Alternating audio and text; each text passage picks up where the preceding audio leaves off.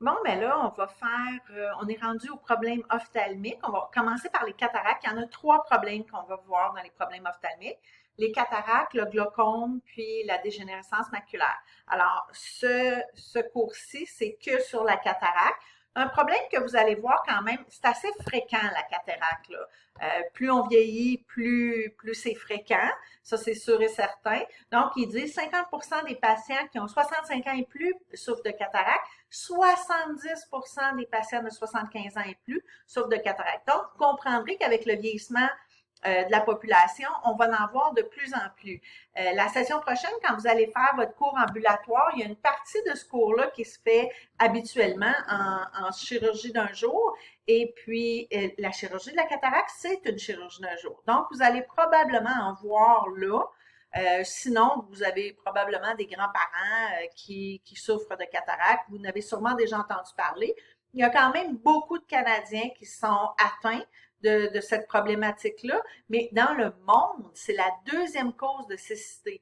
Il faut comprendre que dans les pays sous-développés, ce n'est pas une chirurgie qui est accessible à tous.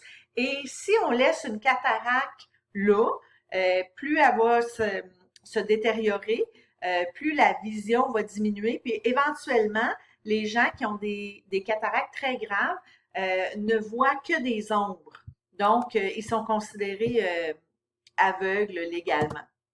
Alors, voici une image de ce qu'aurait l'air un œil avec une cataracte. Alors, vous comprendrez ici que la pupille est dilatée, puisque ça ici, oh, mon crayon a fait pas le rond, là, mais ça ici, c'est la pupille. Donc, la pupille est dilatée, puis ce qu'on voit, là, qui est toute brouille en arrière, c'est la cataracte.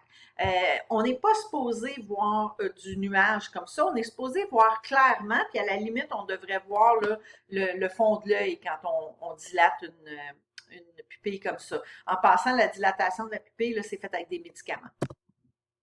Alors, c'est quoi la cataracte? Puis où est-ce que ça se situe? Bien, en gros, ça se situe sur le cristallin. Le cristallin, c'est la lentille qu'on a à l'intérieur de l'œil. C'est ça qui fait qu'on est en mesure de focusser sur des images qui sont soit près, soit loin, puis qu'on est en mesure de bien voir là, ce qu'on regarde.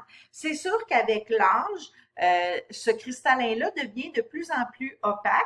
C'est plus grave chez certaines personnes que chez d'autres. Il y a des personnes qui souffriront jamais de cataracte. On va voir c'est quoi les facteurs de risque un peu plus loin. Mais plus le cristallin devient opaque, plus la vision, elle est diminuée. On va voir brouille, on va voir que l'image est jaunie. En tout cas, je vais vous montrer des photos de toute façon un peu plus loin. Alors, ce qui arrive, là, c'est comme une espèce de schéma de ce qui arrive pas une pupille, un cristallin qui est clair et qui n'a pas de cataracte.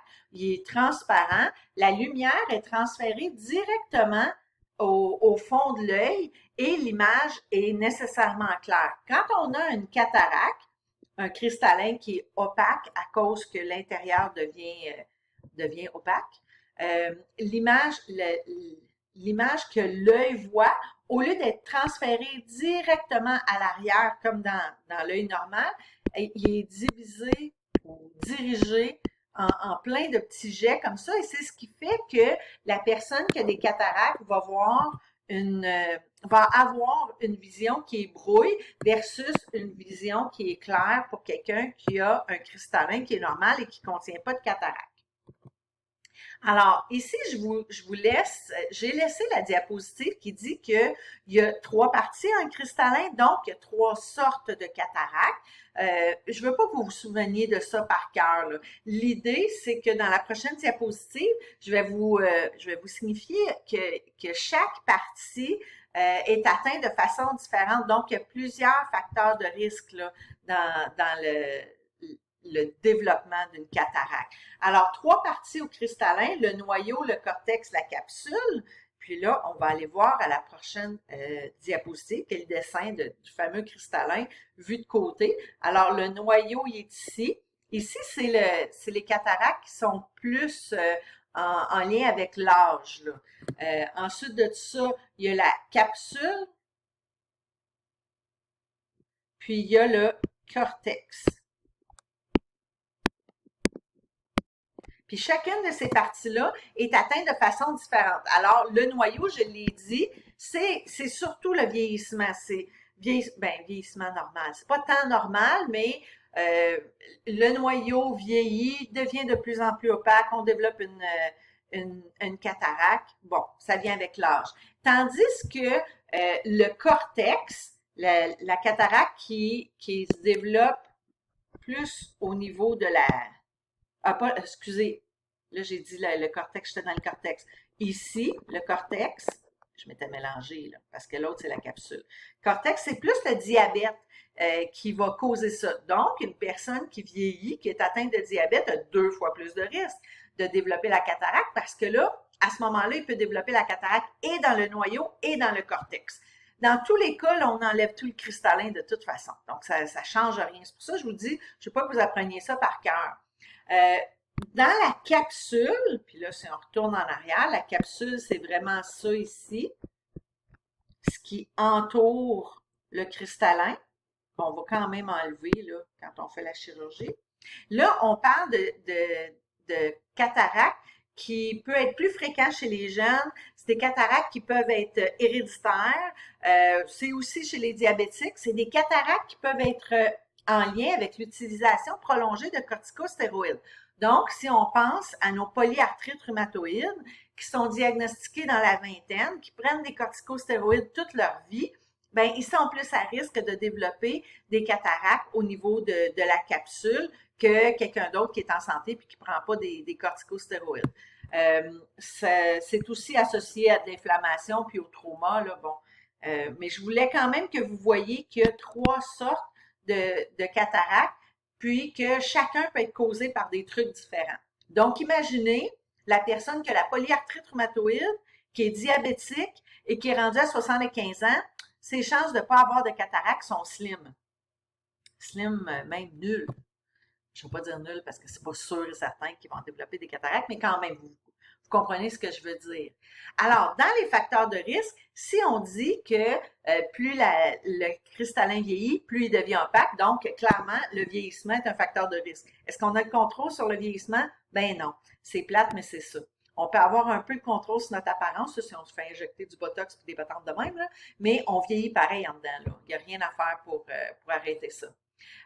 Certains facteurs toxiques, entre autres, j'ai parlé des corticostéroïdes utilisés sur une longue période. Là. Je parle pas de j'ai déjà fait une pneumonie, puis on m'a donné pneumonie bronchite, puis on m'a donné de la prednisone à prendre pendant 20 jours. Là. C'est pas ça que je veux dire. Moi, je parle de corticostéroïdes sur une base régulière, sur de longues périodes, comme un polyarthrite rhumatoïde aurait à faire.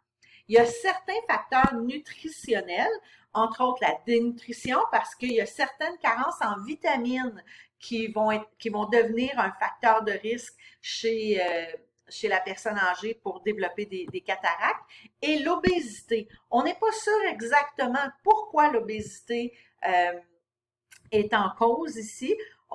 Probablement qu'on associe ça à la DLP, la dyslipidémie, et puis que là, il y a de l'accumulation de cholestérol dans les petits vaisseaux sanguins qui irriguent le dit cristallin. Est-ce que c'est ça qui cause le dommage? On n'est pas certain. Certains facteurs physiques comme l'exposition à des rayons UV, l'exposition à outrance à des rayons X, donc, puis là, je parle pas, je me suis cassé la cheville puis j'ai été passer 3 rayons X, là. Non, moi, je parle de rayons X, là, souvent, sur une base régulière, sur de longues périodes de temps. Mais l'exposition aux rayons UV, ben là, il y a une bébite dans mon écran. L'exposition aux rayons UV, les gens qui travaillent dehors et qui ne portent pas de protection contre le soleil, des bonnes lunettes de soleil, pas ceux qu'on achète là, à 1 pièce au magasin du dollar, là. Tu sais, des vraies lunettes de soleil qui protègent pour le vrai, ben sont plus à risque de développer des cataractes. Il y a certains syndromes, j'ai parlé du diabète tout à l'heure, mais on parle aussi du syndrome de Down, la trisomie 21, qui serait, euh, c'est des gens qui sont plus à risque de développer des cataractes.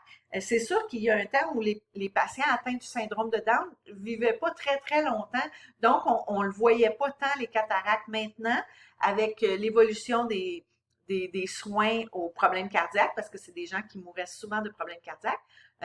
Maintenant, ces gens-là atteints du syndrome de Down ont tendance à vivre plus longtemps, donc on se rend compte qu'ils ont plus de risques de développer des cataractes qu'une personne qui n'est pas atteinte du syndrome de Down. Une sur trois serait héréditaire. Donc, si vos parents ont fait des cataractes et que vos grands-parents ont fait des cataractes, ben vous êtes plus à risque d'en faire vous aussi. C'est quand même une cause assez fréquente de baisse de vision chez l'enfant parce qu'on peut naître avec des cataractes. Si on naît avec des cataractes puis on les règle pas dans un bas âge, la vision de l'enfant ne se développera pas. Même si l'enfant est né avec des cataractes et qu'on le règle pas avant l'âge de 1 an, cet enfant-là, même si on l'opère, disons, à l'âge de 5 ans, ne développera pas une vision normale. Donc, c'est super important d'opérer les enfants qui naissent avec des cataractes, de les opérer le plus rapidement possible. C'est pas quelque chose qui est si fréquent que ça, par contre. Alors, les premiers symptômes, les premières manifestations cliniques de cataracte, c'est la vision brouillée. Ça, c'est sûr et certain. La difficulté à voir le soir. Les gens qui développent des cataractes vont voir beaucoup de halo. Ça, c'est une image de halo ici, là. On devrait en principe voir juste la lumière ici, mais quelqu'un qui a une cataracte va voir une espèce de gros halo autour de la lumière. L'incapacité à distinguer certaines lettres, une myopie qui devient beaucoup plus intense rapidement, c'est une manifestation clinique là, de cataracte. Mettons, les lunettes de la personne viennent d'être faites, la prescription, elle vient d'être faite, puis 6 mois plus tard, il ne voit plus avec ses lunettes, ben c'est un signe qu'il y a des cataractes qui sont en train de se développer. Certaines modifications des couleurs. Les couleurs vont devenir de plus en plus ternes, de plus en plus jaunâtres. Il peut même y avoir une distorsion de l'image. C'est un peu moins fréquent, ça, mais ça peut arriver. La fatigue oculaire, vous, si vous examinez quelqu'un qui a des cataractes, la pupille va apparaître blanchâtre. Là. On voit ça souvent chez les chiens. Ceux qui ont des vieux chiens, regardez-les comme il faut, leurs yeux, quand ils deviennent blancs, c'est parce qu'ils ont des cataractes. Ensuite de ça, comment on diagnostique ça, des cataractes? Ben, ça prend un examen chez notre optométriste. Lui ou elle va faire une échelle de Snellen. J'ai de la misère à dire ça, Snellen. Mais ça, l'infirmière peut le faire aussi. Si elle se rend compte que la diminution de la vision de son patient s'est aggravée rapidement, c'est un patient qu'on va référer à un ophtalmologue ou à un optométriste pour faire un examen plus approfondi. Là, à ce moment-là, on va aller examiner, la personne va aller examiner le cristallin avec un ophtalmoscope, puis va faire des examens là, biomicroscopiques de l'œil, entre autres évaluer la rétine pour voir si c'est un problème rétinien ou si c'est vraiment un problème de cristallin. Alors, je vais arrêter ma vidéo avant de rentrer dans les traitements médicaux parce que j'arrive proche du 15 minutes de toute façon. Fait que tant qu'à rentrer et être obligé de m'arrêter au milieu d'une diapositive, on va arrêter tout de suite. Puis on va continuer avec les traitements médicaux par la suite. Okay.